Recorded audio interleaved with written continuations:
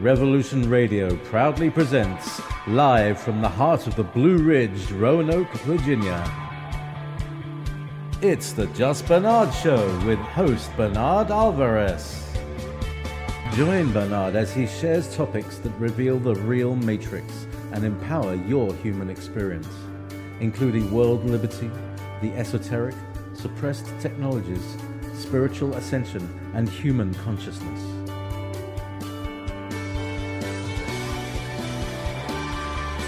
Humanity has awakened, and our time has come to realize our full potential.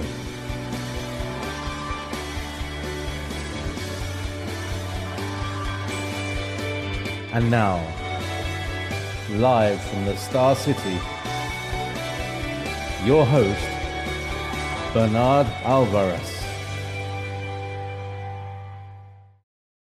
Without further ado, let me talk to you a little bit. I'm sure many of our listeners already know who Laura Eisenhower is. This is her, I believe, third or fourth appearance on the radio show with me here on the Just Bernard Show. But in case you don't know who she is, Laura Eisenhower is an intuitive. She's an astrologist. She's a global alchemist, cosmic mythologist, and of course, she's known as as well as the great granddaughter of Dwight David Eisenhower, the gentleman who warned us against the military-industrial complex. Laura has been traveling around a lot. She is very well-versed in understanding natural healing, consciousness. She's also a whistleblower. As far as you all know, she was recruited to join in the Mars colony. And also, she did travel to Italy this year to present her disclosure papers, and so much more. So without further ado, let me welcome our old friend, Laura Eisenhower, to the show. Welcome, Laura. How are you today? I'm great. How are you doing? I'm very, very good. Very happy to have you on the show again. So good to hear your voice. Yes, it's wonderful to be back. Thanks so much for having me. Well, thank you, Laura. And I was just talking about, let's start off with the Italy situation, because I'm very excited about what you were telling me a little bit about before the show, and I'd love to hear a little bit more details of what was going on over in your travels to Italy. Yeah. I went to Italy, I believe it was March 30th of this year, and I presented a paper that basically was connecting the dots of a lot of the different things that have taken place within our government in relation to ET treaties and where they originated, and things that took place during the Second World War with President Roosevelt and Hitler, who were actually the first to make agreements with ETs, and both opted for the Greys. And it went into a lot about what Truman ended up setting up, and then what I guess you could say Eisenhower basically inherited or was up against when he went into office after, of course, being a general in the Second World War. So it's a lot of different whistleblower accounts and a lot of different sort of theories to weave together a lot of those different accounts. And then I really empower the concept of alternative four, because the basis of these treaties and a lot of the stuff that happened during the Eisenhower administration had to do with this agenda, these agendas, these alternatives to go off planet, and just working to make sense out of it all, and why those alternatives ended up not being such a good idea. Maybe at first it was, as long as it wasn't, I guess you could say, backstabbing humanity, but when it started to move into the hands of some very selfish dark forces, it ended up being more of an extermination agenda and much more about New World Order. And that's what the warning was about, and what, a lot of new information is coming forward about. And so, I just sort of did my best to share what I understand and what I experienced, and then empower, of course, Alternative 4, which is the power of the human spirit and how we can handle what we're dealing with and what we're up against here on planet Earth before we go off and settle somewhere else. I'm so glad to hear about that. Alternative 4, I believe this is probably only the second time I've heard that term, and it's funny the timing of this, because I was just involved in a conversation about, I believe it was a professor emeritus from like Yale or Harvard, talking about that it's too late, just give up. A former activist trying to create change has given up on the Earth, on the planet, And I do believe, I agree with you 100% that I believe the human spirit does have the capability to if not reverse, at least alter the timeline, so to speak, so that we can move into a better world and a better reality here on the planet. What can you tell us a little more about Alternative 4? Yeah, I kind of came up with the term because here Great. we have alternatives 1, 2, and 3. I'm like, well, what about another alternative? Yep. Has anybody thought that maybe we have what it takes amongst us to shift the timelines, exactly like you said? And that's why I call myself a global alchemist, because, yeah, we are experiencing a lot of darkness, a lot of negativity, a lot of duality, very corrupt power structures, and a lot of secrecy. So I have faith that we can turn it around, because the power of spirit is basically something that you can't be above that. You can't terminate the power of spirit. You can certainly distract people away from it and manipulate them out of their free will and out of their birthright, but this is something that the whole of creation merged out of. I mean, it's the source of all that is, that we are, very connected to. We have a divine blueprint. The planetary body has a Merkaba star within her body, the sun within this earth. And so this is an ascending planet, and it's been hijacked. So, yes, we can get it back because we have the DNA potential to turn it all around, but we're not going to be able to get very far if we don't understand what we're truly made of. And so a huge focus on Alternative 4 is not waiting for somebody to come save the day. It's taking responsibility on an individual level and understanding, how to unplug from the matrix, how to upgrade our DNA, how to get in touch with what we're truly made of, and how to really, work energy on that level. I mean, doctors have told people you'll never be able to walk again, and they still can walk again.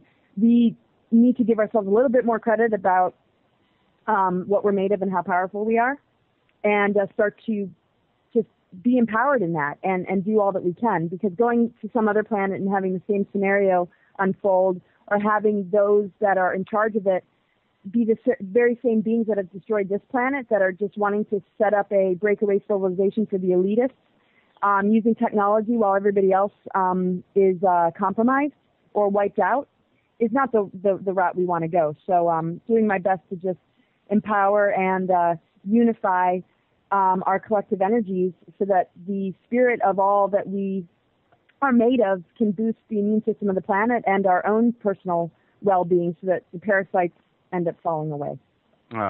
Beautifully said, and very, very much a parallel, if not the same path and journey that I'm on as well with the work that I'm doing. I agree with you 100% and wholeheartedly that the power of spirit is something that is infinite and just has absolute possibility to, again, revert the damage that has been done. We can free ourselves from this if that's our choice.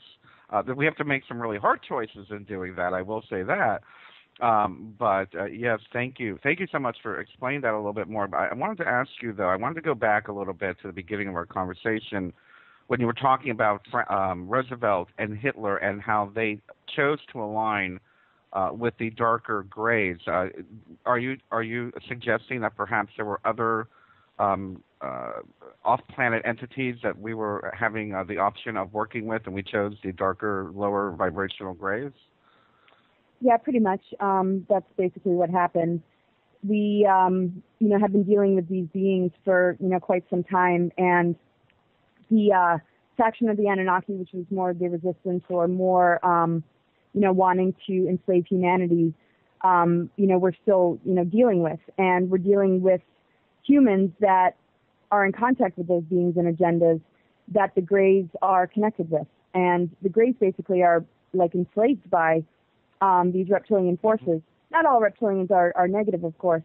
And so when you're being presented with options that cause a lot of the world leaders to feel that there's going to be a lack of security, or somehow the power structures are going to not be in this level of hierarchy that we see, then it's easier for them to want to side with whatever will keep that structure alive. And so in hindsight, I'm sure there's some second thoughts about that, maybe from Roosevelt. I don't know so much about Hitler, but that's basically what happened. A lot of people feel that the treaties began with Eisenhower, but a lot of different whistleblowers have said that it was Roosevelt.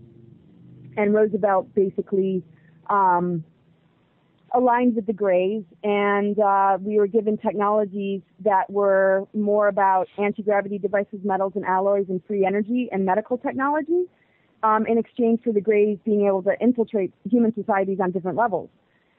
For the Nazis, they got mind control technology. And so when Project Paperclip ended up being established, not fully and totally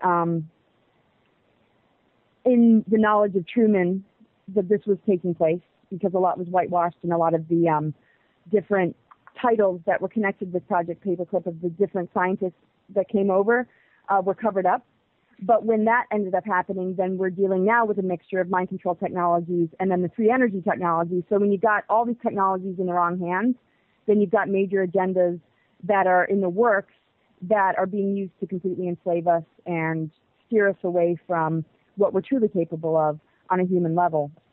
So I don't really know what to say about Roosevelt and how that ended up happening. We definitely hear that Hitler, was completely infiltrated and taken over in a lot of ways. And those treaties originate with Aleister Crowley from the times of Atlantis, and also Churchill and Hitler. They were all kind of in an alliance. And then the American government ended up getting pulled in. And then we start to see just how the shadow government and everything beneath the scenes is really in operation. So I would think that Roosevelt was somewhat manipulated. I don't really know how much the presidents are a part of these treaties. Sometimes I just feel that they're just a mascot and it's just the administration in general. But I know when Eisenhower was dealing with these treaties, this was not something that he wanted, but he was dealing with advisors and associates that basically were really pushing this. And the disagreements in and of themselves are what steered the Nordics away, not a refusal to go along with what the Nordics wanted, but in their inability to reach an agreement. That's when the Greys came in, and basically the treaty got broken anyway. But supposedly these treaties are renewed every 10 years. And so if we count 10 years from the time of Roosevelt, then, we're still dealing with them as of, not that long ago. But the most famous one, of course, is with Eisenhower, because at that point there were so many different races involved, and that's when the establishment of the alternatives took place. And that ended up getting infiltrated. And I definitely believe that with Project Paperclip and the Montauk Project and a lot of the dark occult ritual type stuff in relation to this technology just ended up, taking over. And that basically is a military-industrial complex. All these different super soldiers, all these people used as weapons. And then Captain K is creating a lot of, bringing forth a lot of new information about his super soldier program, which is connected to the Marine Corps. And his particular unit is called the Special Section that Eisenhower established as a counterbalance or a group that would keep MJ-12 in check, because Eisenhower didn't trust MJ-12. So he's coming forth with legal authority to expose all of this, because the infighting is not getting anywhere, and they realize that, they have for a long time that Alternative 3 is basically an extermination, New World Order agenda, and because Eisenhower never wanted that, and this particular section has done all that it has been able to do to try and stop this, it needs to be exposed now. And they were working with extraterrestrials that are the cancer fighters of the universe. So it's interesting, because he gave a warning about the military-industrial complex, and we're just finding out that he set up a specific unit within the Marine Corps, or as a recruiting people from the Marine Corps to serve as kind of a watchdog of MJ-12, who had their hands on all the alien technology. And it's gotten too far, and now they're under legal authority to expose this. So Captain K is not even a whistleblower. He's actually under legal authority to share with us what's really going on and to help humanity get back on track. So it's nice, because there was a crack in all of this along the way, and we become, friends. We communicate almost every day, and it's been really, really wonderful and a huge, huge, huge breakthrough. Absolutely, and I can say I would think it's great confirmation for you and the work that your great-grandfather did as well, to know that there was like you said, a pressure stop in all of this madness. Yeah, he says that if it wasn't for Eisenhower, he would have been put in a super soldier program that would have destroyed him. This was an ethical super soldier program. They didn't want to do it, but when you're dealing with so many other super soldier programs that are all about trauma-based mind control and torture, this one was about working with the spirit of that individual and helping them to be on an awakening path once they did their service. And so he's like, basically saying to me, if it wasn't for Ike, I would have, ended up down, going down a completely different path. And basically the whole premise behind it was he wanted the highest ethical and moral fiber, and that's why they recruited from the Navy and Marine Corps, because they have the mentality of being shipmates and teammates. And basically, if we'll all either work together or we'll go down together. And it's a lot different than like the Army and Air Force, which are the corrupted groups that are more about, greed and conquering, and they're working with the eugenicists, and it's more connected to the Nazis. So right. It's really interesting, and there's just going to be a lot more out about that, and his time on Mars and just all the different things that took place. It's an unbelievable story, and you almost have to keep it at arm's length until you are up close and personal. And I had a 2-hour Skype call with him, and just the truth and integrity and just heart energy that this individual had is just so clear and obvious, and he just is very articulate and understands all of this. But this was actually under secret executive order, too. So we don't hear about it, though, because it was all part of that secrecy during that time. Right. But, yeah. Absolutely. And I want to talk more about the whole Mars project after this next break. We have a few more minutes on this segment. And I wanted to go back a little bit because you had mentioned something about Crowley and Churchill. And immediately I started going back through my mind of for lack of a better term, my training as and doing the metaphysical work that I do. I read a lot of Crowley's work, and he spoke quite a bit about during the World Wars how it was basically a magical fight as well. Whether you want to call them the black magicians against the white magicians or the good guys versus the bad guys, there was a lot of occult war going on in between the two sides, whether it be the Nazis or, the English or whatnot. And I remember clearly that he said his greatest regret was the night that he had opened up he said portal, possibly a Stargate, I guess. And he said portal, and he was called away, and he left it open, and he said, supposedly, the wrath of hell came through while he was out, when he was distracted. And I can't help but wonder if that was about the same time that we're talking about these different star beings coming through. Yeah, which time are you talking about? He was, I believe he was, it was during his era when he was it Loch Ness? I know he was in Scotland, and he was doing some work. He said he was going to create this Stargate portal to allow different entities to come through. And I believe some emergency happened with a friend of his, and he left during the middle of the ritual and left the gate open. I would say, maybe the 40s, probably?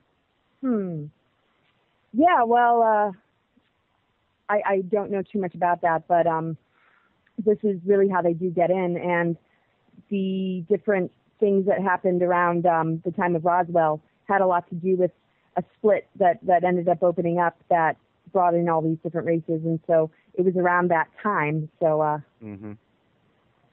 it's very interesting. I think it was like the home that John Bonham bought or something. Everyone talked about Led Zeppelin and John Bonham and how he died in Crowley's castle and whatnot. I believe it was in that home that he did this particular ritual. So I don't know the era of that time that he had bought that, but it's very interesting, especially for those that are involved in modern occult and whatnot. They see Crowley as this wonderful hero, and I'm like, well, he was a little irresponsible too, Yeah, he's been under a lot of control. When you're dealing with time travel technologies and quantum access technologies, it's like there's not even like real death and reincarnation when you're dealing with beings like this. And this really goes back to when Atlantis started to get really, really dark, and there was major agreements to help to establish the artificial timelines, and it originates, with Crowley. And anybody who puts him on a pedestal or thinks he's great, I would definitely think again. I know he's got a great tarot deck and, this and that, but the Great Alien Agreements with the government were instigated, through Crowley, and the first individuals that were, I guess, targeted were Churchill and Hitler. And this is from Lisa Renee that I got this, and I've read and researched pretty in depth. And she's not the only one that says this. Right. And this is, definitely where the occult comes in, and the monarch programming, and how to siphon soul energy and incarnate it into certain bloodlines. It's where massive manipulation of soul energy, and where they target you before you're even born to be a part of certain projects. And that's similar to what Captain K's story is, except they worked it from the benevolent end of things in order to counteract all of this, but they had to kind of play it the same way in order to take it down. That's wonderful that he's doing that. It's so wonderful that people are aware of this. I didn't realize that the people like yourself and others in the truth movement and in the consciousness movement have become aware of this. I remember studying, I believe it was Blavatsky, and she was very big on controlling the race soul, which I found very disturbing. She used to do talks, and she used to do workings on. Her belief was that there is a race soul for all Asians, all whites, all this, all that, and doing magic working with those race souls I found to be very disturbing as well. So I'm guessing this kind of ties into all of that. Yeah, and it's like after the original Atlantis and Lemuria sank into a lower density, it ended up being about root races and sharing codes and sharing, different energetics that would help to rebuild our DNA so that we could be, ascending. And we had the opportunity to not have to go that route, but everything sank and everything, ended up going into that necessity. And, it took us right out of the Andromeda Galaxy and created the Milky Way Galaxy and created like Gaia as we know it today. But in the process of reseeding civilization and doing it on a level of, root races, certain individuals jumped in and said, hey, well, let's control this process. This is the way it needs to be done. And, nature, as far as I'm concerned, is self-correcting, and it needs to have its own equilibrium, and it has its own consciousness, and it is an organism just like the physical body. And so anything that controls it throws the health of the system out of whack. But when it's functioning in the oneness and wholeness that it's supposed to be, everything knows its role and knows its place, just like the liver and the heart knows it's very diverse and different from the other, but it has to work together. Same thing with star systems, same things with different races and different, root races and different tribes and different soul families and different pods. And, anything that's trying to run the show is usually coming from the free will of ego, but that free will of ego, throws everything out of balance. And that's what we've been learning with duality is, okay, well, how can we get things back into balance? And we got to let the consciousness of this planet sort it out and not have all these people, try and take the reins. And that's the lower God mentality that created all these different archetypal battles that connect to these different ET races and all the galactic wars. Right. But if we don't sort it out within ourselves and find that harmony within ourselves, then we're just a part of it all, and we're enabling it through our actions and the way we treat one another. Thank you, Laura. We're going on a break right now. Hold that thought, and we're going to come right back after this message. And now, back to your host, Bernard Alvarez.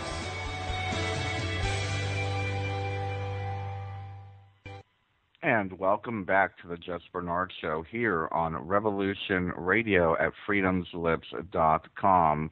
We are having a wonderful discussion this afternoon with Laura Eisenhower joining us for the whole show. I would just like you all to know that if you are interested in the work that I'm doing with the Just Bernard Show as well as with the Global Illumination Council, feel free to go over to thegic.org to get more information about the many projects that we're working on with so many different people around the world. We've got a wonderful membership there. If you are interested in meeting other people that are doing the very same work that we're doing here, many of us are there, and we're starting to, we're creating a community, and we're coming together. So with that being said, let me get back to our conversation, Laura, because during the break, I couldn't help. Of course, I'm agreeing with everything that you say as far as nature is self-sustaining, nature is self-correcting, nature is self-healing. What it would be your suggestion for an individual in order for us to get to that place where we now trust nature again? I feel that with the patriarchy, We have been, how shall we say, brainwashed for, 5,000-7,000 years that nature's a bad thing that needs to be ruled, that we need to be afraid of. So many people, even within the consciousness or metaphysical movements, are afraid of letting nature be, and they want to control it. How can we gain that trust back and make that a common thing for humanity? I don't know how we're gaining back something that has always been working on our behalf. I mean, what is nature? I mean, what happens when we cut ourselves? Our body knows how to heal. I mean, that's nature. So how can we want to control that process? I mean, the control of that process is basically things like pharmaceuticals and things like the medical industry and things that basically rip us out of our natural connection and our natural divine birthright to work with the elements. And it basically throws in a whole different system, which is disempowering, that leads to even more negative health ramifications. And it separates us from our innate wisdom and our intuition and our soul essence. So, how can we gain the trust back? The trust never really should have been broken because it is who we are. We are a part of nature. And we just have to deal with the fact that we're dealing with earth, air, fire, water. That's what we have within ourselves. I mean, that's why when we look at the zodiac, all the different signs that we see are earth, air, fire, and water. Yep. What is alchemy? Alchemy has that fifth element called spirit.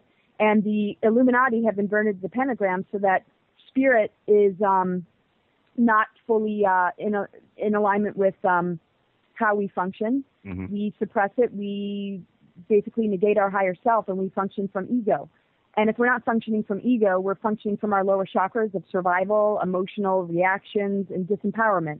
And basically the inverted pentagram is for us to be locked into physicality and to have the physical have control over us, where we're in survival over money, where we're in health crises, where we feel the injustices, and it keeps us in a very low vibration. And so they're controlling nature, they're controlling the feminine within men and women. And real alchemy is turning that pentagram upright again and connecting with spirit, because spirit is meant to have dominion over the physical. And that's where miracle energy comes from. That's where we heal. And it's no different than our immune system. When we boost our immune system, whatever disease we might have falls away. And that's nature. We don't have to do anything but at least step up to the plate and change our lifestyle, change our habits, get rid of all the GMOs and all the different things that insult our bodies. And it's a mixture of what they're doing, tampering with the food, poisoning our resources, and then throwing us a bunch of media and false flag BS that keeps us locked in the program. And it's about as dangerous and detrimental as one can imagine. If we unplug from it and we choose to be healthy, then our immune system is helping us to heal, and then we connect with the greater forces of nature, and we're on an ascension path. We are ascending with the planet, and it's not floating away. It's expanding into our multidimensional nature, because the planet is multidimensional. People always think of ascension as, rising out of here or floating away. We need to be grounded. We're working with earth energies and cosmic energies, and that mix of energies within ourselves is what creates the alchemy. And we're completely cut off, and that's why the tree of knowledge is, basically our stunted DNA and also duality. And the tree of life is our 12-strand DNA and beyond that the path of duality helps us to return to. So the way we can trust it is to trust both positive and negative forces that come into our lives, and be able to utilize the message and find a deeper meaning behind it, instead of always being a victim to it or being judgmental about it. We want to work with what we're manifesting and what's up in front of our faces, and pay attention to the real teaching, which is life, and then advance ourselves based on finding more balance and neutrality within ourselves, so that we can send out that vibration to bring things into balance outside of us. Because the earth responds to us, and it needs us to get on board with who we truly are, to basically dismantle the artificial matrix and its technologies. Here, and very beautifully stated. Thank you for that.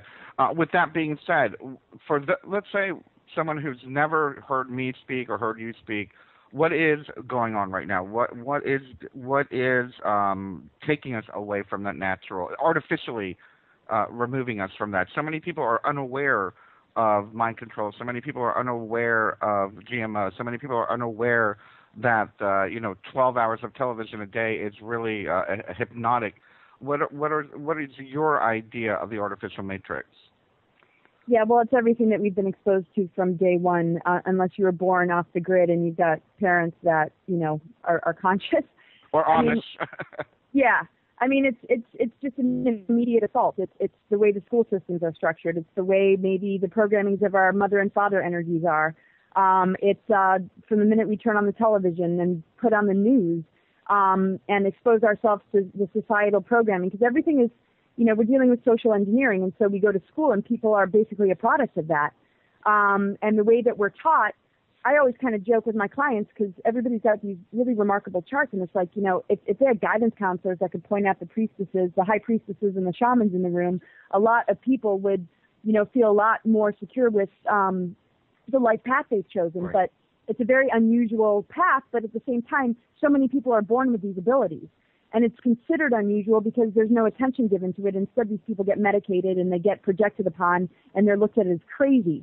So there is a total reversal where those that are really on the spiritual path, those that go into the dark night of the soul and awaken their multidimensional energy, they're kind of kicked off the map. And those that are willing to play the game and willing to go through the motions, they get the rewards, they get the certificates, they get the degrees, and they get the big paychecks. So we're conditioned to want to be successful. Our self-worth depends on it, and it steers us further and further away from what real self-worth is, which is being a steward and guardian to the sacred energies of life and to Mother Earth. And there's no validation for people that take on that path. And so it's a very, the path of the lone warrior, the spiritual warrior, because you have to get over all the different stuff. And to advance our DNA, we have to go through the frequency fences that have been put in place. And it's no fluffy ride to be on the spiritual path. And usually if it's a fluffy ride, it's because you're locked into some new age deception or some religious programming. So. Yes. Oh, I agree with you wholeheartedly with everything you've just said. It's the path of the lone wolf, and the fact that it is not easy. And so many of us, I'm very grateful to do the work that I'm doing, because I've come to know, dozens, if not hundreds, of people like myself and like yourself around the planet.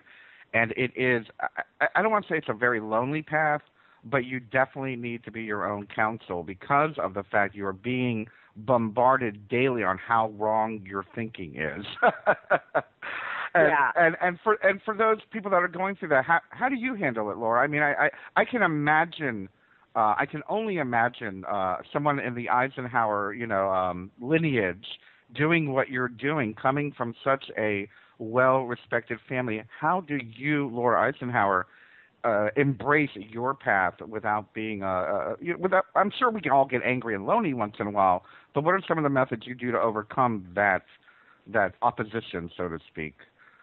Well, I definitely have a sense of humor, and I'm not really, necessarily doing it to make friends. I mean, it's a very deep, thing for me, and I just answer to Mother Earth, and I answer to my higher self, and I answer to Spirit, and everybody else can take it or leave it. I started to just look at the metaphor of, like being in a parade and throwing, candy out to the crowd, but, not candy, because it's not, we don't want to give people sugar. Right. But our responsibility is to be a resource. It's not our responsibility to pay attention to who picks it up and eats it and who steps all over it.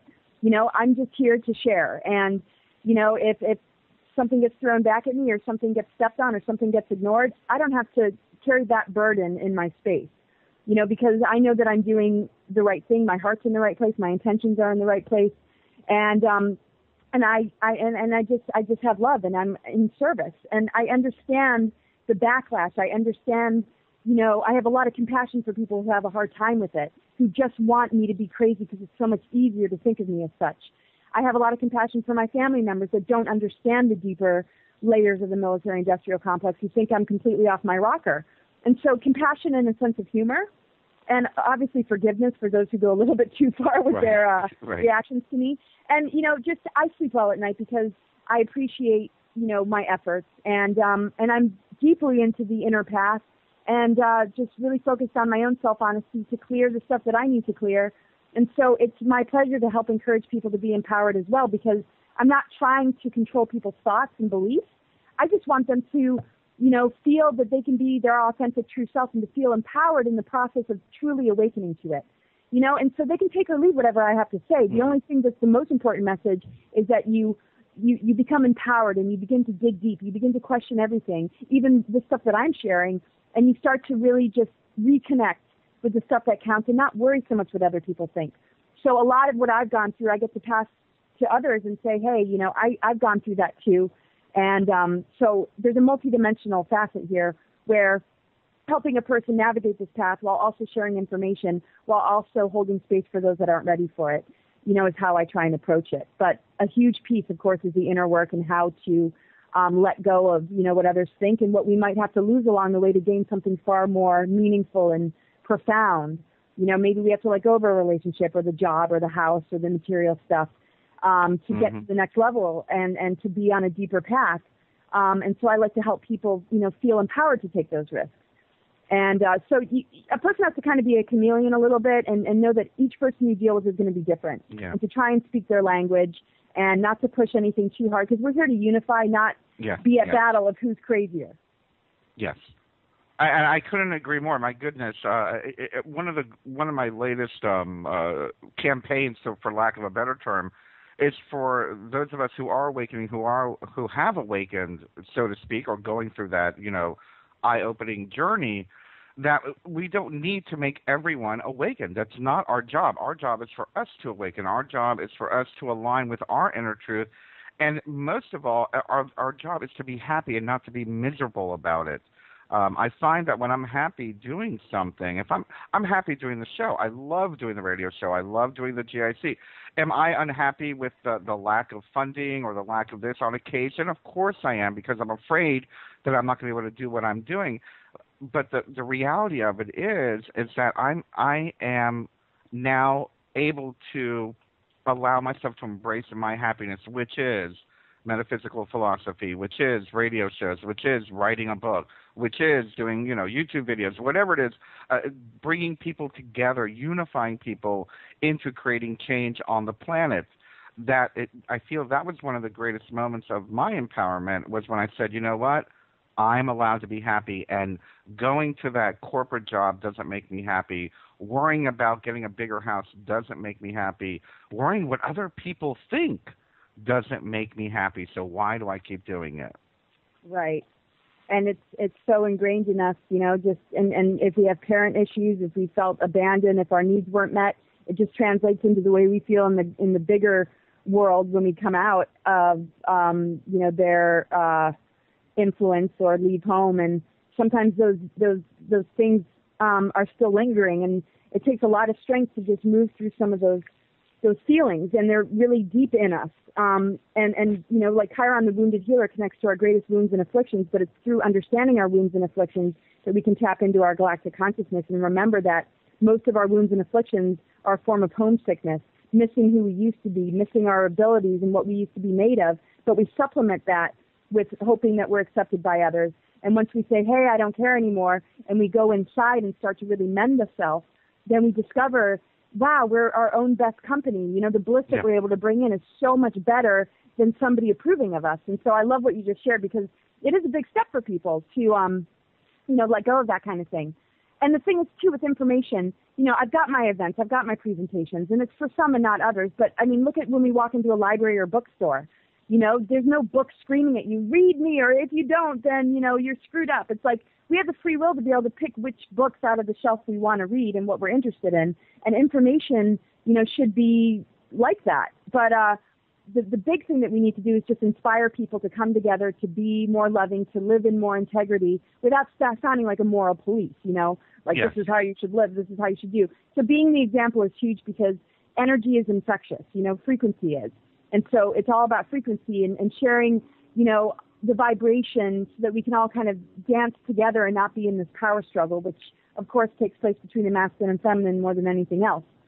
So the unification part is huge, I think more so than the information. But if one can work both, then they're definitely in for a huge transformation. Absolutely. And I can't help, I'm thinking right now of what we call the shadow self.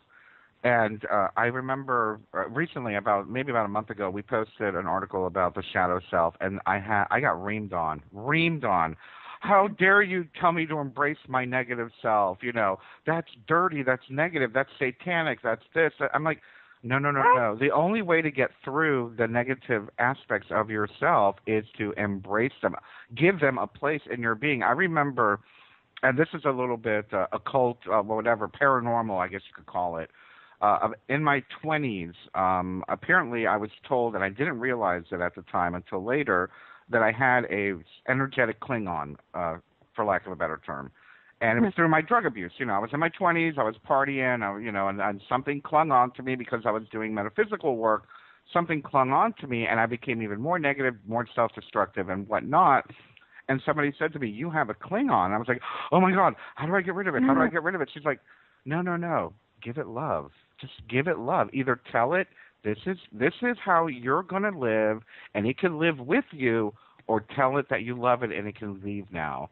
And I ended up, I was like, you know what? If this is the way it's going to be, I embrace you.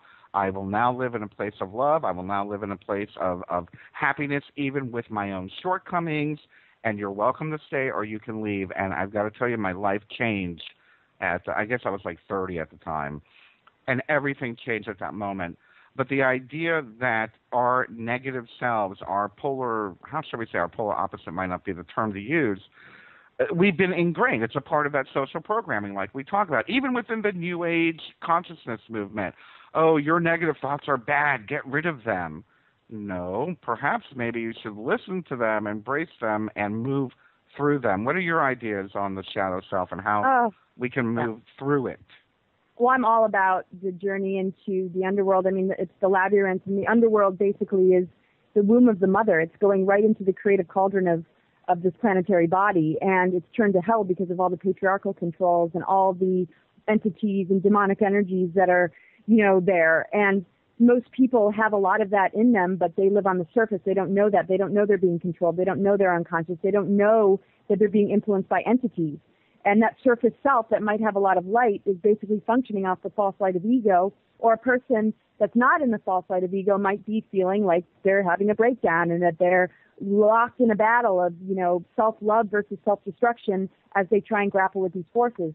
So what does one need to do? Go inside that zone, get to know it. We're made of earth, air, fire, water. We're entitled to express those energies fully and completely without any judgment.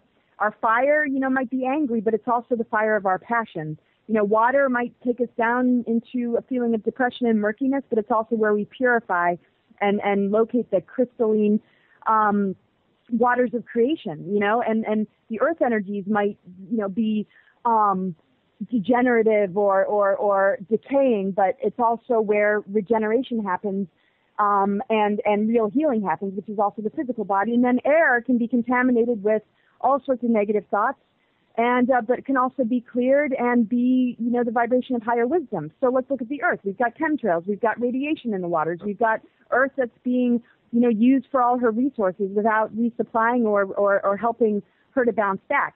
She was left to her own devices. She absolutely could. We're dealing with the poisoning of the elements outside of us, but it's really the poisoning of our own internal elements that keeps this patterning going. So if we don't go in and face the stuff, then we're not really doing anything, and this stuff just continues. So I'm all about facing the shadow. I'm all about adversity, being a great teacher.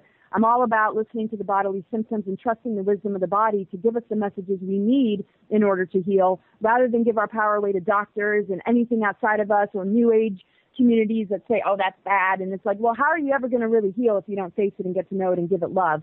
Because the very reason there's disease is because there's aspects of ourselves that are in need of that love. And without that love, they become a disembodied force that, connects to the parasitic forces, and it just feeds on things. Anything that's cut off from source becomes like an energy vampire.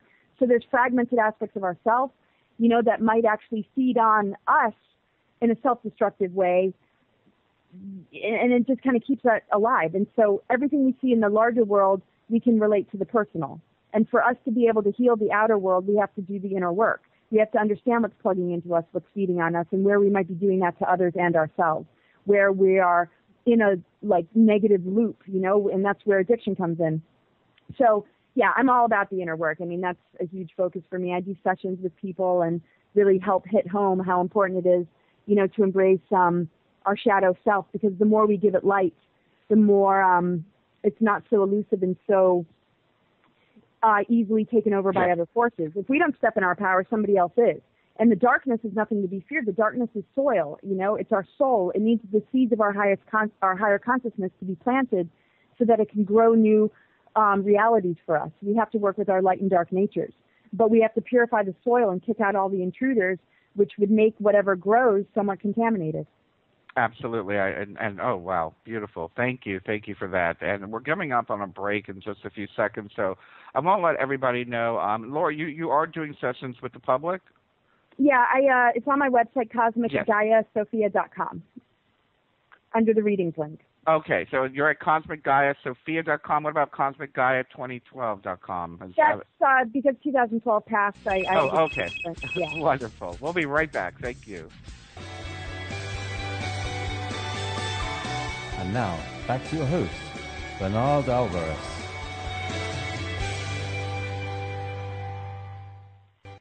And welcome back to the Just Bernard Show here on freedomslips.com. Revolution Radio. We're live on Studio A, and we are speaking with Laura Eisenhower. And just before the break, Laura and I were discussing embracing, not necessarily embracing, but working with and through the shadow self of our inner being. And now, Laura, what I'd like to ask you now, since we're on this particular topic, it is my metaphysical philosophy, for lack of a better term, that much of what we're seeing happening on the planet today is merely a reflection of what is happening within each and every one of us. And I get so much backlash when I say in order to change the world around us, we must change the dynamic of our inner being. I'm wondering what your thoughts are on the idea that we have so much, how we say, the New World Order control, the dark elite Illuminati working against us, where in fact we do have so many positive things happening as well, but yet we are focusing only and solely on this control factor. What are your thoughts on the reflection of the inner and the outer worlds?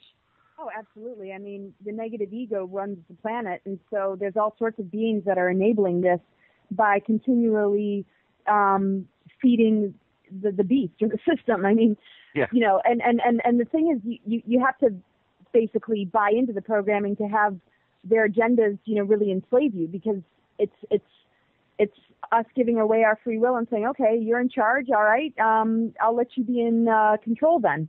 And there's people kind of caught in the middle where they're waking up to it, but they're still immersed in it, and they don't really realize that when they treat their partner in a negative way, when they act patriarchal and controlling, or when they carry out ancestral patterns, they're still in it. You know, it's a deep, deep, deep clearing, because it goes back thousands of years. It's not just, okay, I'll turn off my TV, or okay, I'll unplug completely and totally. It's like, well, we really got to work on our character. We really got to work on our inner self, because the earth responds to us. We are so linked to nature. The soul of nature is within us. I mean, there's a direct reflection. The Native Americans understood it. That's why there's animal spirits, where we have all these different energies within us that we can, you know, identify with. All the herbs and all the different things that heal us out there, all the energy medicine has a direct impact on our body. Our body responds to it far more than the pharmaceuticals that have a list of 100 symptoms if you take it. Symptoms that are even worse than the whole reason you're taking the drug. So, I mean, we are, you know, extensions of nature. And so when we heal ourselves, when we do the inner work, nature responds. The elements respond. If all of us cleared our water energy, our air energy, our fire energy, and our physical body's afflictions, the earth would match us. And everything that we're doing that's taking the planet down is a direct result of the health of our consciousness and the way that we operate. And so even though there's an event that might explain why there's radiation in the water, or it's obvious that these chemtrails are being sprayed in the skies, well, what are we doing on a personal level that enables it? And if we could all just sort of function from that place, then we don't feel so helpless, and it's not all outside of us. We have to take more responsibility. And we're lucid dreamers, and so that's how reality shifts. We've changed dimensional experiences based on what we shift within ourselves, because the ascension, or the shift that we're going through, is an inner shift. When the inner stuff changes, the outer stuff changes. This is what we see when we dream at night. You know, the vibration that we hold when we go to bed at night has a direct impact on the kind of dream we have. So the thoughts and energies that we carry throughout the day, the way we treat each other, the belief systems we're holding, you know, the way we use our words has a direct impact on our reality. And we are going to witness other timelines and other things that people, you know, might be locked into, that we might be transcending, and we might still see the impacts that, you know, that's happening. But a clear sign that one is transcending and moving on is when it doesn't have such a grip on you, when it doesn't cause fear when you look at it, when it doesn't cause disempowerment, but when one can actually see it as a catalyst and something to help push us to the next level. then we become the alchemists and we can help others do the same. And even if this still remains somewhere, it's for soul development if we can look at it from the larger picture perspective. You know, some of us need to be pushed to the edge, pushed to the edge to wake up. It certainly doesn't make it excusable and okay either, because we're also here to stand for truth and seek justice. Mm-hmm. But we need to understand it in a way that's going to empower us, because the vastness of our imagination is the greatest tool we have. And if we limit ourselves, you know, we're limiting our potential. But if we can work with it and be artistic with it and be fluid and adaptable and allow it to give us the wake-up call that we need, then it doesn't have any control over us at all, and actually we can use it as a tool to help us rather than crush us. Here, absolutely. And as usual, this is exactly something that everybody really does need to hear and listen and actually take action on. Thinking about it isn't going to change things. We must really do the work that is needed in order for us to, I would call it, if we're going to create the new paradigm outside of us, we must create a new paradigm within us. And that's very much a part of it. And speaking of which, and I know I'm probably getting a little bit into current events here, but I'm very, very curious. We were just speaking about injustices, and right now, on a global level, there seems to be a lot of backlash with the whole Palestinian-Israeli conflict.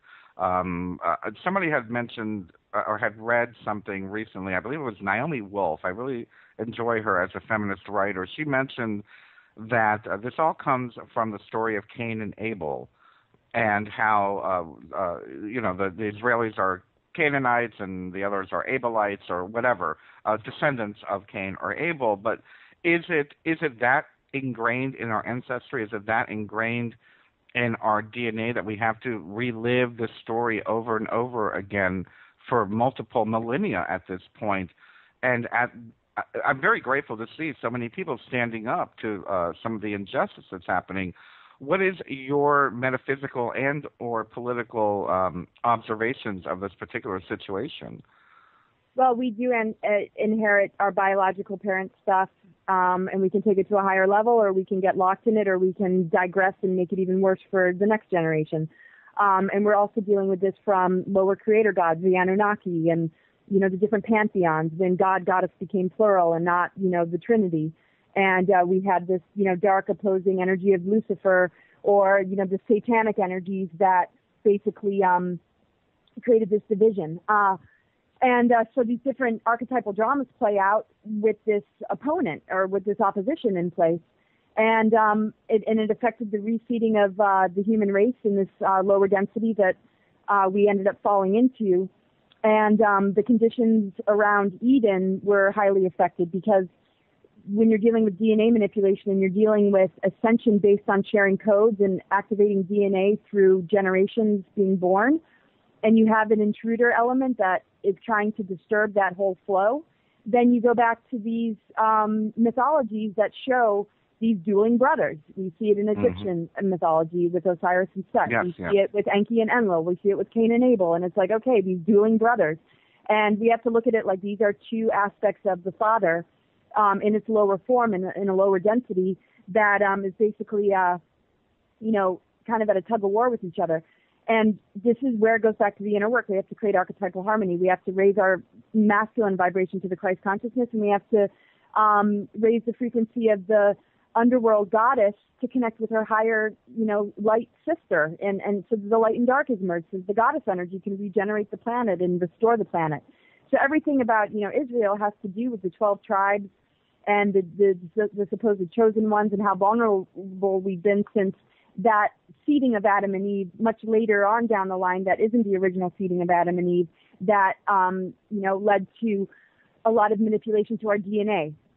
And some of these different factions that have been at war with each other, which are the different controller groups within the Illuminati that are at war with each other.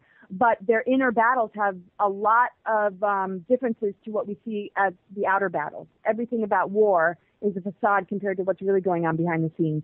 A lot of it has to do with stargates, and it has to do with the control of the stargates and the geophysics of the planet and how to siphon the energy for these artificial timelines to be able to succeed. And so everything we're getting on the surface is to create chaos and mayhem and very particular zones on the planet, very specific power points on the planet, so that we are constantly disrupted. Our electrical energies are disrupted. The ley lines are disrupted. Our ability to upgrade our DNA is disrupted. Our ability to balance masculine and feminine energies are disrupted. And everything that we see, on the news is to keep that alive. But the reasons are way different behind the scenes compared to what we see on the surface. I mean, or the stories. Yes. Yeah. No, absolutely, and there, it seems that even within, and I'm ashamed to say that even within the consciousness truther / activist movement, we're seeing a great example. I just saw a Facebook page post, Israel or Palestine, what side are you on? And I was like, really? Do you really want to divide this even further? Are you really helping this by doing that? But, I guess people just want Facebook likes or they want to create, attention for themselves in a certain way, sadly. But let me ask you actually something. We have mentioned the Illuminati several times here, and it is my understanding, you just said there is infighting within the Illuminati, and I wanted to pick up on that because I feel that, and I want to know what your thoughts are on this, I feel that the Illuminati has been made the scapegoat for everything that is wrong with the planet, and I'm wondering if you believe there are still any positive factions left that are trying to do the global, quote-unquote, white magic to create unification and heal the planet, or do you feel it's just completely corrupt and there's no help? Well, I mean, I would say that a lot has been taken over. There's been a lot of infiltration, and it relates to, hybridization from, basically our ancient history, and also, different attempts that they made to heal genetic lines to help restore them that they refused to accept and ended up rebelling. Like, I don't want my race line to be healed. And they actually, blocked their, they actually dismantled the 12th strand of their DNA to prevent any higher beings from incarnating into their lines, which would end up healing their race. They didn't want to be restored. They want to be in control. They want to control the matrix. They want to control the time matrix, which is a 15-dimensional universe. Mm-hmm. But at certain points, you pretty much can't, especially if you still have, the guardian races and the higher races and the angelics, the human angelics. I mean, we're a very advanced species, this human race. Even though we might be on an ascension path that is slow in the making, we're actually returning to what we used to be, and then some, if you know what I mean. I mean, we're experiencing something that we've never experienced before. And so we're a major threat to these control agendas. So the Illuminati way back when, and the Knights Templar and the Masons and all these different things got infiltrated in order to distort the teachings and to distort the way we work energy and use energy.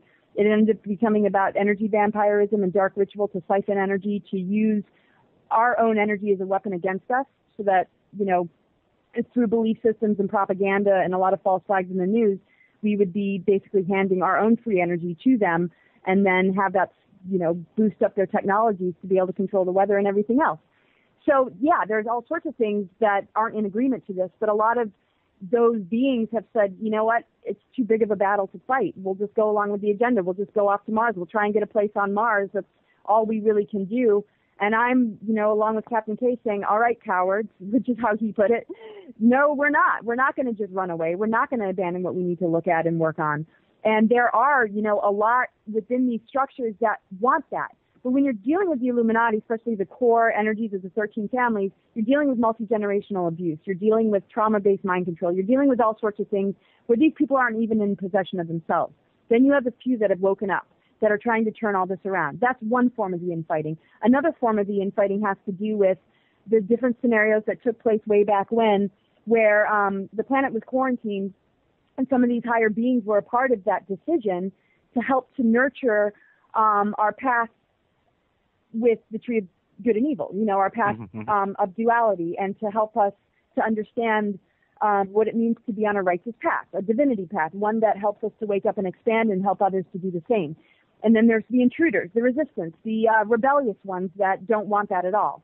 So the positive factions of the Anunnaki have to do with the goddess lines, have to do with the seeding of humans that relate to how the Ark of the Covenant was used and how we were able to bring in souls from higher dimensional energies into this physical plane to help to reseed the planet with higher dimensional energies to raise the frequency, which is also why Christ came, and many others similar to him. Mm-hmm.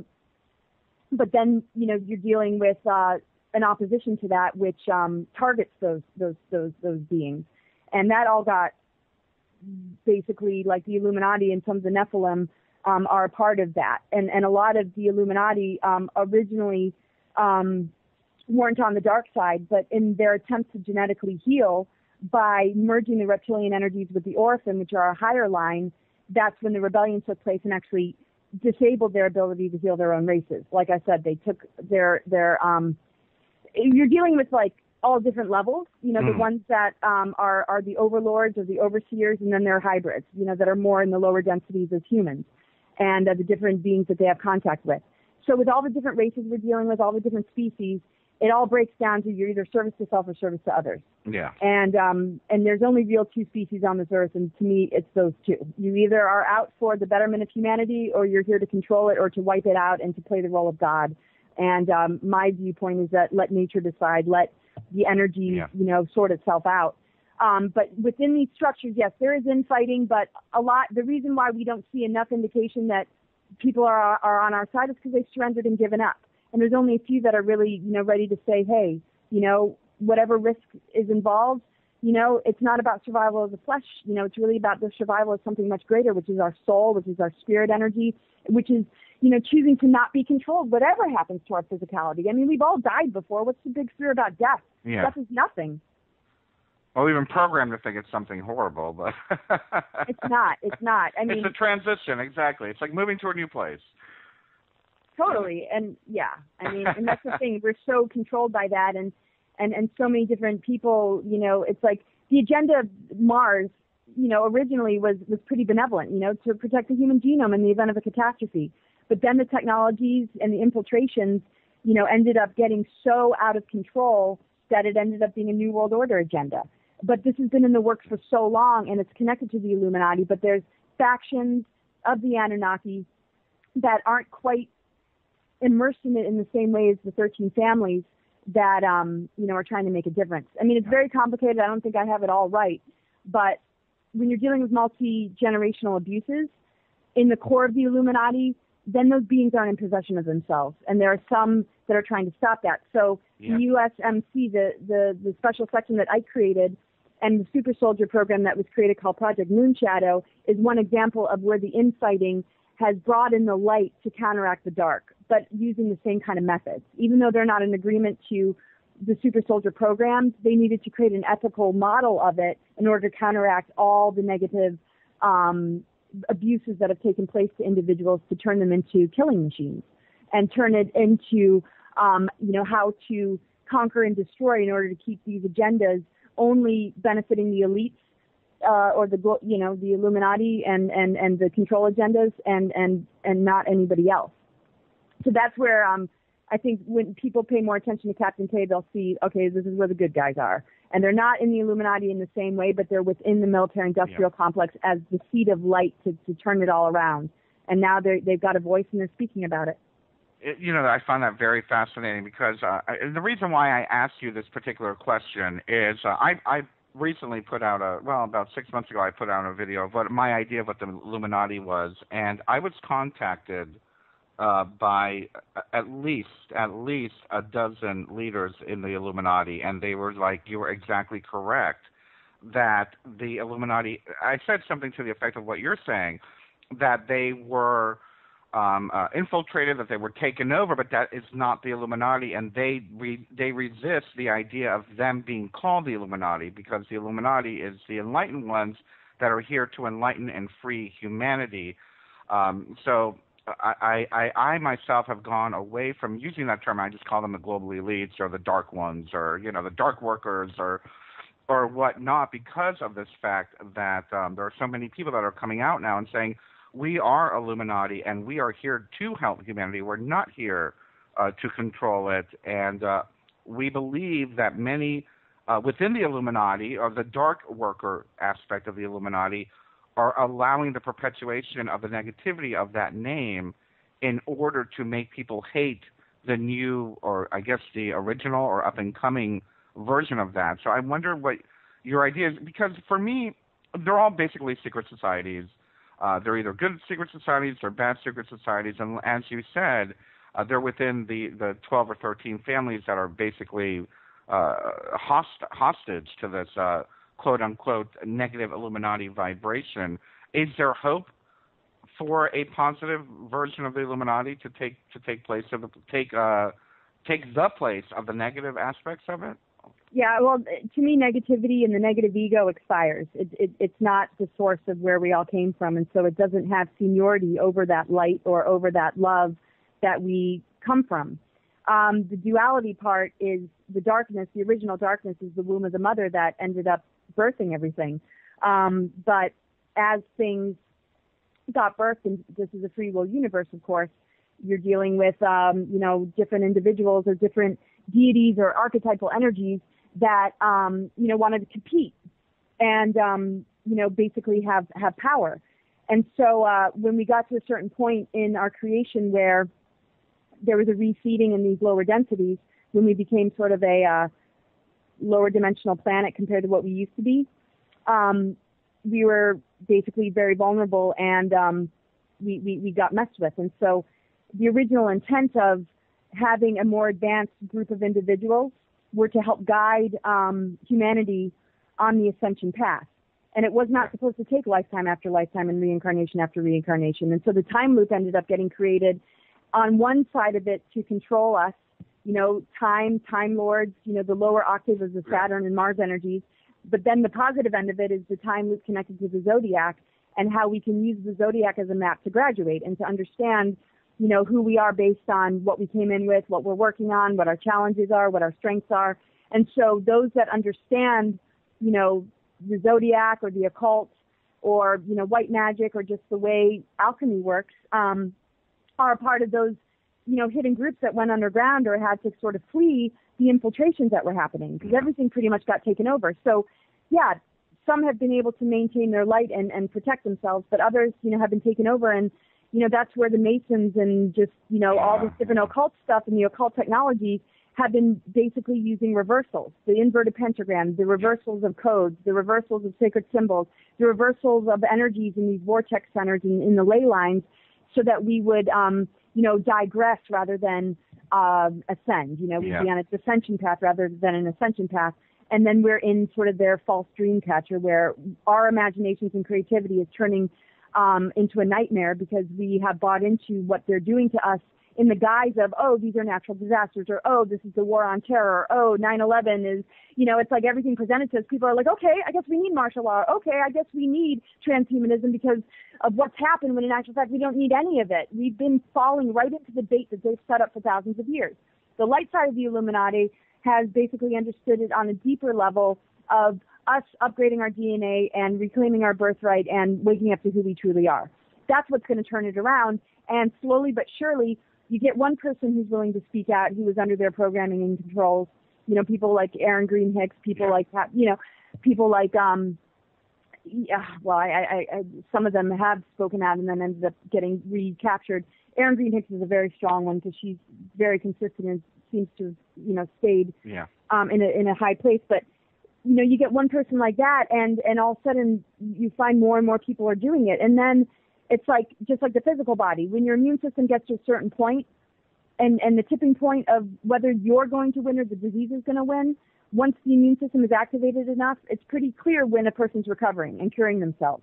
So we're at that tipping point where the dark forces that are the disease and cancer of this planet are being halted and stopped, and the transhumanist agenda is basically like a dead planet that's on a life support system, and we're all connected to artificial intelligence systems and technology to keep us alive. That's the phantom Earth. The other option is that we get off the operation table, we don't have a life support system, and we naturally heal by understanding metaphysics, how to be holistic, how to take care of the whole being, the emotional body, the physical body, the spiritual body, the mental body, and really getting in touch with ourselves and saying bye to the doctors because they're a part of that. Oh, yeah. Now, I'm not saying the good doctors that help us and are more conscious. I'm just saying how the system was set up to even manipulate those that, want to help but don't realize that they're disempowering us in the process. There's all sorts of people that are merging, the more metaphysical with the conventional, of course. So I'm not saying, But the thing is, there's enough cracks and leaks in the artificial matrix structures to allow this great awakening and opening to come in, where the foundation that's been set is getting filled with more meaning and more depth and more awareness. And it's knocking out the ones that use those people and use all the disempowerment propaganda. And it's like, that's where it's turning around. The foundation might be very similar, and it's all based on Saturn and Mars. And we're moving out of the lower octaves of Saturn and Mars, which are all about domination, control, and aggression, more reptilian, and we're activating it into the serpentine energy of the activation of the Kundalini, which helps us to appreciate Saturn in terms of our own self-authority and how we work with cosmic and universal laws. But the foundation that's already been laid by our ancestors is maybe still there, but the old way of control is gone, and the new way of empowerment is what, ends up getting put in. Yeah. And that's where the alchemy happens. That's the shift from the dark to the light. The dark still remains, but it receives the seeds of our higher consciousness rather than the darkness and its desire to keep us controlled and enslaved and disempowered. That's all switching. And this is what alchemy is, turning the reversals upright again. And the momentum of nature being regenerative only knows how to do this. And so it knocks down whatever dams have been put up, because the dams are temporary. You cannot delay the inevitable. I mean, you cannot stop the inevitable. You can only delay it. You can only delay the power of spirit and the power of nature to do what it knows how to do. You cannot permanently stop it. It's too powerful. And we're made of these energies. That's why people who have cancer and who recover said, that's the best thing that ever happened to me because it woke me up. People who are in car accidents say, I'm so glad that happened because it woke me up. When you're in it, though, you feel like a victim. You feel, and we're dealing with this. We've had a big cosmic catastrophe. We felt like victims. Now we're saying, oh, my gosh, now I'm awakening. Now I can make sense out of it. Now I can turn it into something that gave me all the lessons and wisdom that I've needed. And then we look back on the accident and we thank it instead of let it crush us and let it sink us into a vibration of fear about what's going to happen next. Yeah, exactly.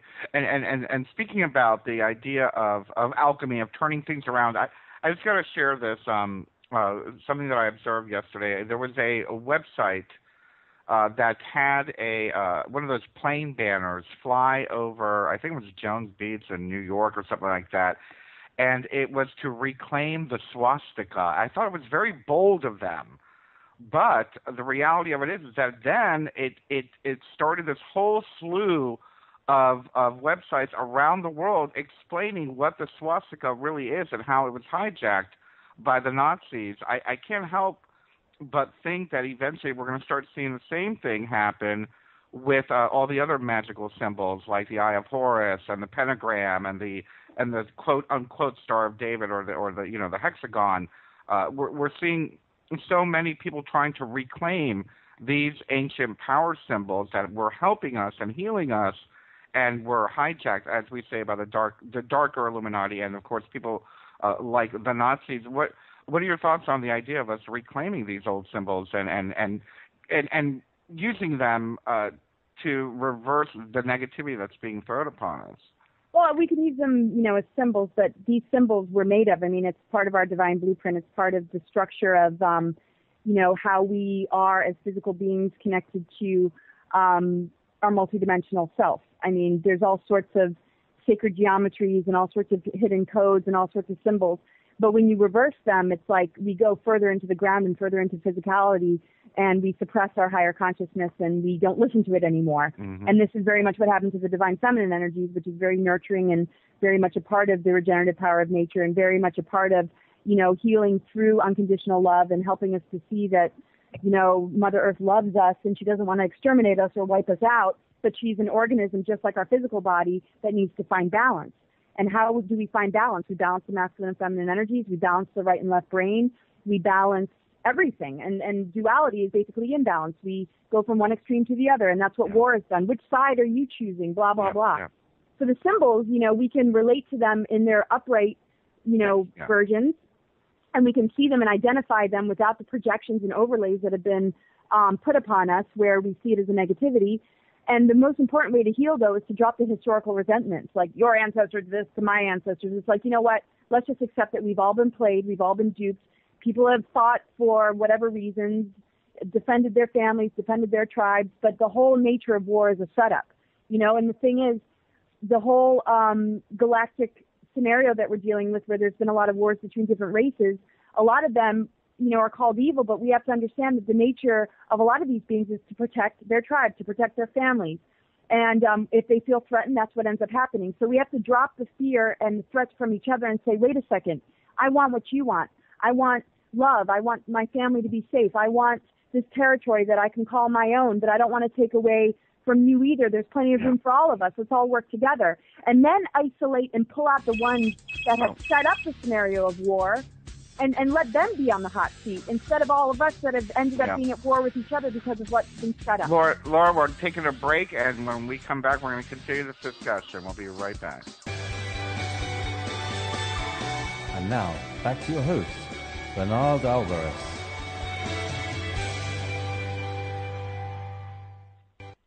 And welcome back to the Just Bernard Show here on Revolution Radio at freedomslips.com. We are, already at the last quarter of our show today with Laura Eisenhower.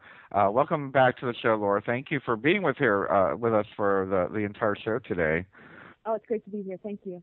And I've got to say, you're saying so much that I am agreeing with, of course. I feel that we're both very much on similar paths. When you were just talking about the idea of us, how should we say, allowing healing to occur, allowing our planet and ourselves to evolve, if there was one thing you could say to our listeners, one little step that they could take, what could be one step that you could advise our listeners to take right now to start healing our planet and ourselves? Well, like we were saying before the break, the historical resentments we hold that keep the war alive, which is what they've wanted to do to keep us divided and conquered, we need to, overcome. I mean, we have to look at the false flag of war in general and where war originates from.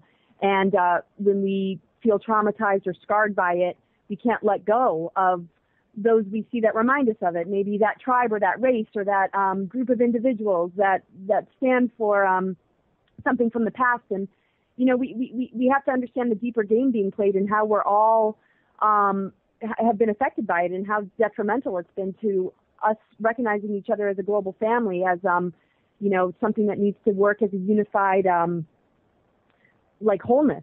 It's no different, like I said, than the human body with all the different organs.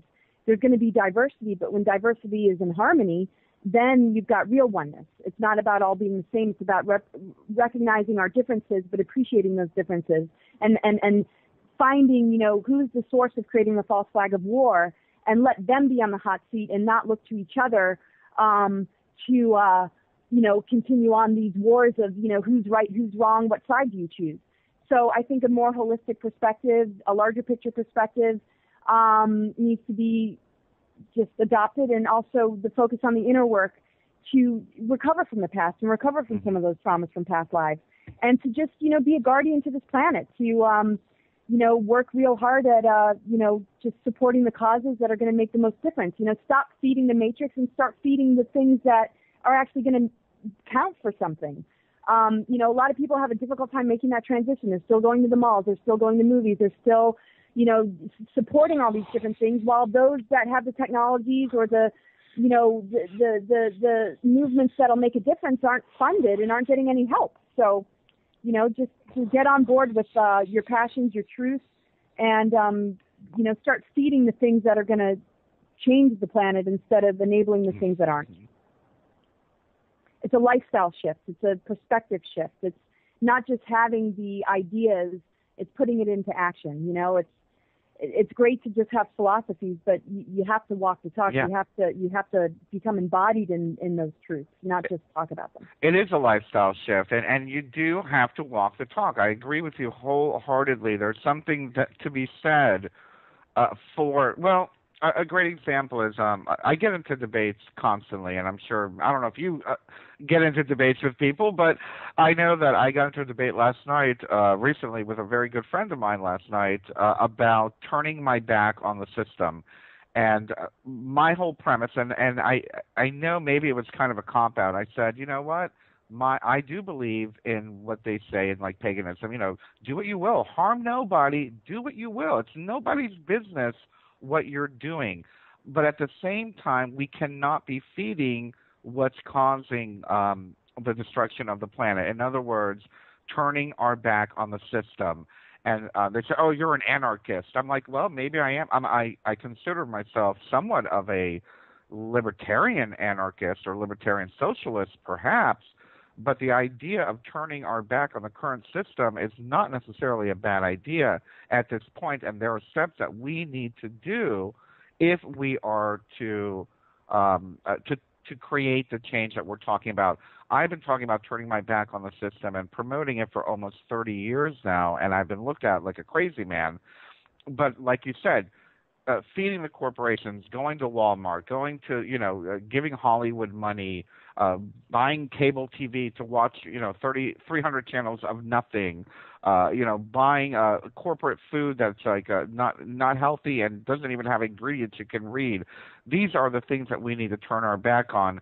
Is it time for us to turn our back on the system, allow it to collapse, and allow a new one to come of age? What are your thoughts on that whole concept? Well, absolutely. And the thing is, we can't snap our fingers and all of a sudden be free Right. of it. I mean, it's a good thing to begin the process of doing, though, how to, find a simpler way to live without, hooking into the stuff that's taking us down, because there's no point in complaining about things that you're constantly feeding. And it's a weaning, we have to kind of wean ourselves off. And, but it's also, while we go through the motions of maybe having to pay some of these bills or maybe having to use some of these resources that we're not completely free of needing on some level, that we at least unplug a certain level of attachment to it, where we might accept, okay, well, I do need, this tool from Walmart, but I'm not going to, buy the stuff that is empty and meaningless. There is stuff we need for our basic survival. We're moving from, of course, carbon-based to silicon-based, and it's all about the dimensional energies. The physics are different in higher dimensions. We're able to assimilate and process and transmute things like radiation and chemtrails. And so we want to focus on, how to raise our vibration, how to kind of still be in the system but not be of it, while we make moves to completely get away from it. And it's going to take different stages, and it's a process.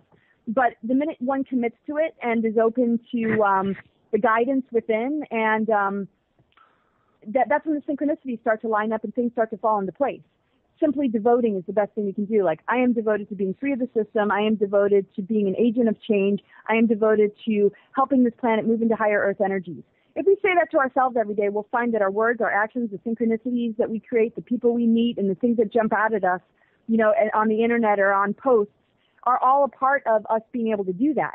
We don't have to stress ourselves or over strategize. We simply need to set the intention and to devote ourselves. And then there's room to grow. There's room to fall down and get back up again and learn and remember.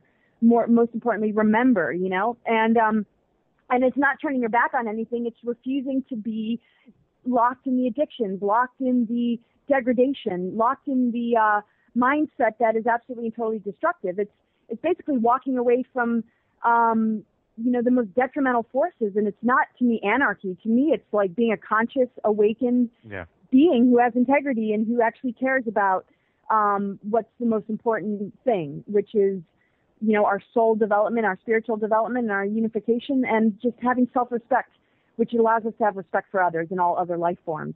And there's nothing better than that. Anybody who thinks you're turning away or being an anarchist is throwing labels out there. It's like, wow, okay, well, go ahead and be proud of yourself for waving your flags for whatever it is out there that's destroying all of us, And it's just getting to be ridiculous, some of the things that people say as they defend the poisons and the disease.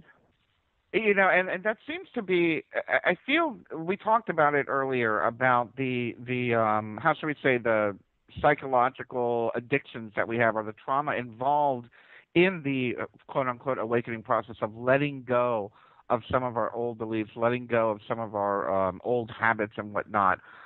We see so many where people will do a good example. People will defend the World Cup because, the world is coming together and uniting and la la la la. Meanwhile, they're evicting 250,000 people and killing people during the protests. And I mean, it's a pretty nasty situation when one of these big events come to a city within Brazil, and the Olympics and whatnot. We can go on and on and on individually, but people will defend something that feels good to them, that is accepted within the group thought, I guess is a good way of saying it.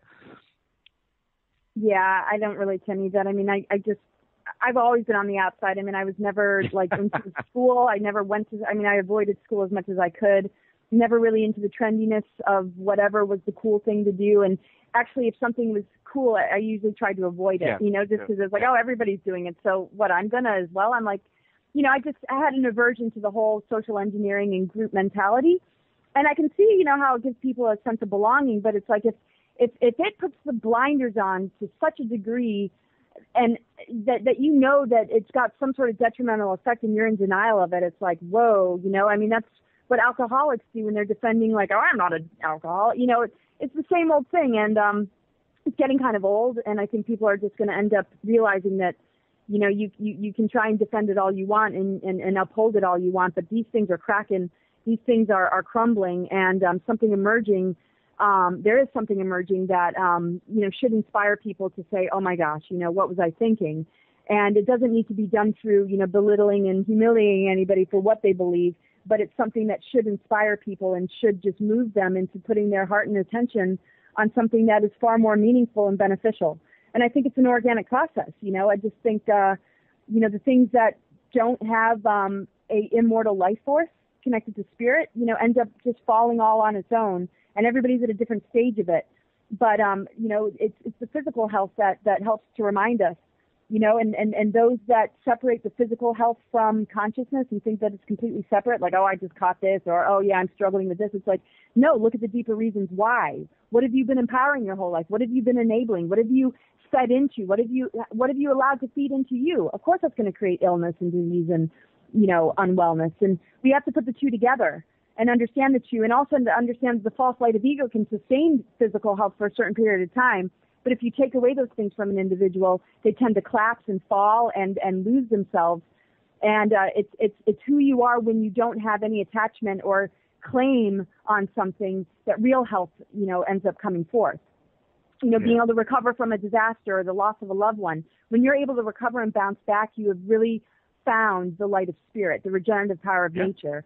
And that's a difficult path, but when one finds it, nobody can ever take it away. Whereas we can have all sorts of things taken away, our bank accounts, our homes, our loved ones, that might not be meaningful relationships, but the ones that we count on for security.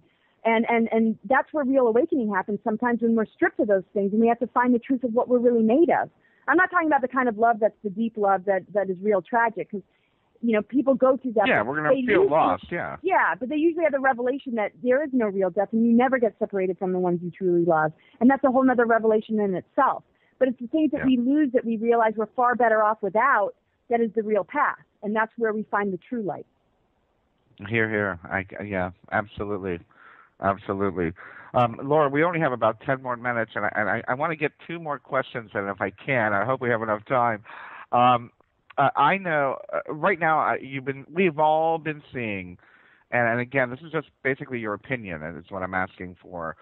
We've all been seeing so much of Russell Brand out there right now, and we've also seen so much opposition to Russell Brand out there right now. You literally met him. You were on his show. You could read his energy. What was your idea, and what is your ideas of what he's doing right now? Is he a fake? Is he being manipulated to say what is he doing? Is he trying to create a rebellion that's going to kill humanity? I've heard so many strange theories about what he's trying to do, and as an intuitive, I'm like, I think he's being pretty sincere. Maybe he's trying to make up for something in the past. What are your thoughts? Well, I tend to see the good in a person immediately, no matter how controlled and programmed they might be. I'm not one to judge or push somebody away and say, oh, they're one of them. It's like, okay, well, even Obama, it's like, I'm here to support the good in all, regardless of whatever else is going on. And I feel like he's in an incredible awakening, and he's, really seeing, what's going on the planet. but he's still, kind of detoxing from a lot of the Illuminati stuff and a lot of the addictions that he was caught up in. And, I don't know about Katy Perry, but they dated for a while, and I think she's, somewhat used and manipulated. So, I think he's like waking up to the game and he's breaking through all of it, but we're all at different stages. We all have different things that are trying to prevent us from doing it and different things that like to jump in and make it more difficult as we really, stand for the truth and try and break out of it all. And I think he's just being honest in his process, and he's sharing what he feels is wrong. But just like anybody, he's human and he's still struggling to break free. And I think we're getting a kind of a mix of what his process looks like, and we're getting a lot of different sides. And anybody who kind of puts him in a box or says it's one thing or the other, I don't think is being very fair. I see him in the process of being in a powerful transformation. He's already opened the door. He's already let the light shine in, and now it's like he's just trying to emerge. And I'm just grateful he has a voice and he's sharing all that he can. There's some things that I just roll my eyes at. I'm like, oh God, right. I can't stand that aspect of him. But I truly appreciate anybody who's attempting to break free, wake up, and share what they're noticing. And yeah, of course there's hooks into him, and I'm sure there's manipulations. But I could say that about anybody who has been born into this human experience. We got to support each other. We got to help each other out. The more we brand each other, and Russell Brand. So, the more we put labels on one another and act like we know what's really happening, the more division, we're finding. And we can't fight the truth, we can't fight the dark side and claim that we know the truth and still keep the game going by creating duality and separation. We just have to support each other. Absolutely. And so I support him, and there's aspects of it that I'm like, yeah, that sounds like a manipulation, and aspects where I'm like, right on. But I'm not going to publicly say, what I think about it. I had my experience on the show, and a lot of people said, I don't like the way he treated you. And yeah, I didn't really like it either, but I knew what I was kind of getting into, and I let it go and forgive it. I just, I'm for anybody who is willing to speak up and wake up. Yeah, absolutely. And I did see the show, and it's like he was being the character Russell Brand with you, for lack of a better term, and there was an energetic disconnection there in my observation, because he was just playing the role of, but he allowed you to say what you had to say. Yeah, I can totally laugh at it. Yeah, it was meant to be a little funny, but yet at the same time allowing some truth to come out. Right, and I think, he kind of undermined it a little bit, but I still, got a great response, and some people who watched it came to some events I spoke at, so, good. Yeah. Absolutely, and the more, and that's the other thing. I'm like, you know what, even if we get 10 million people watching it and only 9 million liked it, that's 9 million that liked it, so good, Yeah, I'm grateful he had me on, so no hard feelings at all. There's nothing wrong with what do they say, there's no such thing as bad publicity when it comes to trying to get the truth out there. Right, totally. And then last but not least, we've only got about 6 minutes left. I do want to acknowledge what Time Magazine put out, 2 weeks ago, I believe, 2 or 3 weeks ago, maybe a little more, acknowledging the fact that there are bases on Mars. Now, this has been a subject of contention with your naysayers, like, oh, she doesn't know what she's talking about. Meanwhile, Time Magazine has confirmed everything that you've been talking about for a couple of years now. What are your feelings on this? And do you feel that Time Magazine did the truth justice? Well, I knew that this would all come to light because if it's happening, it's you can't cover it up. You can't put a lid on a volcano. It's some things just have too much of a force to them. I think what was shared only tells part of the story, and I think most things that we hear about on a public level are to steer opinion and to get people on board with a certain belief system that doesn't bring to light some of the hidden things that are happening and going on. If they say that we need to be on Mars and it's important for our survival, then great, but what is putting our survival at risk? These aren't normal natural disasters. It's coming from HAARP. What is going on with the chemtrails? It's like, if you're going to open the box, open it all the way. Don't just open it a little bit and get people thinking, oh, we got to get off planet. Let's look at why these things are happening, where they're coming from, who's responsible for it, and let's start to, work that. And the thing is, with what's going on Mars, it's a breakaway civilization for the benefit of some and not everyone. Exactly. So we have to, look at the whole picture. And I'm glad that they've shown some light on part of it, but it's not the end-all, be-all of this. And we got to understand all of it to be able to make informed decisions.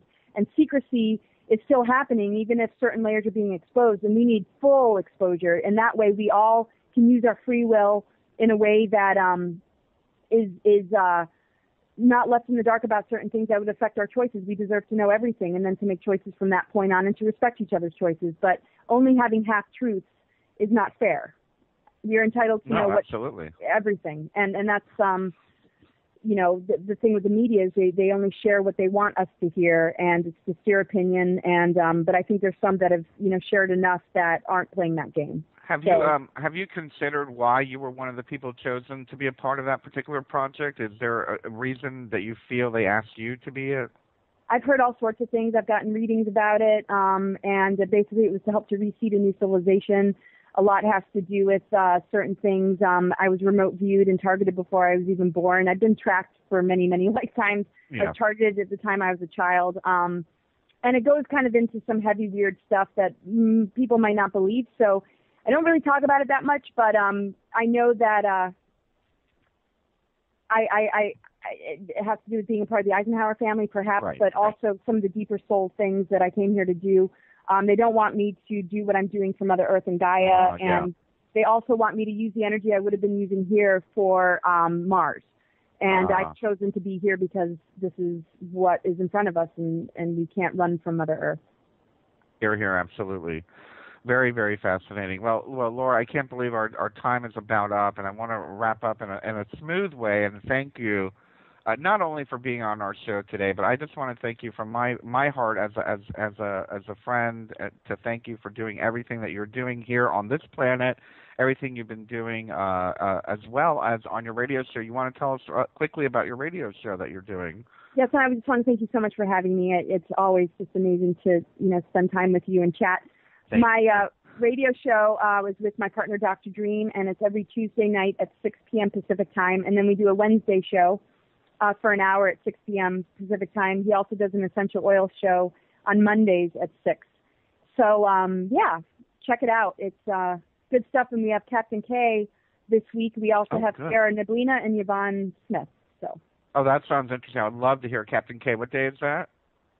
Captain K, I think, is Wednesday and Thursday, and it's so worth listening to. It's a huge, huge missing link, and he is truly in service and is an incredible individual, for sure. Very good. Thank you so much. Well, thank you so much, Laura. I just want to let everybody know that next week we are having our G.I.C. roundtable discussion here with all of our administrators at the Global Illumination Council. Always makes for great discussion and topic. The following week, we'll be doing Consciousness Talk, and we'll see you next week, everyone. Thank you. We love you very much. Bye-bye. There is no denying the world is awakening. We see it in the global uprisings and demonstrations of the people around the planet and the new way of thinking and living that is arising naturally within each one of us and our communities. I have been a major player in this global shift and movement for over 20 years and have helped tens of thousands of people around the world change their lives and find their voice in order to help create the paradigm change we so desperately need. Join me here at Revolution Radio on the Just Bernard Show every Tuesday at noon Eastern Time for 2 hours of powerful interviews and discussion with some of the most influential visionaries of consciousness, alternative media, and suppressed knowledge. We promise to reveal the real matrix and empower your human experience.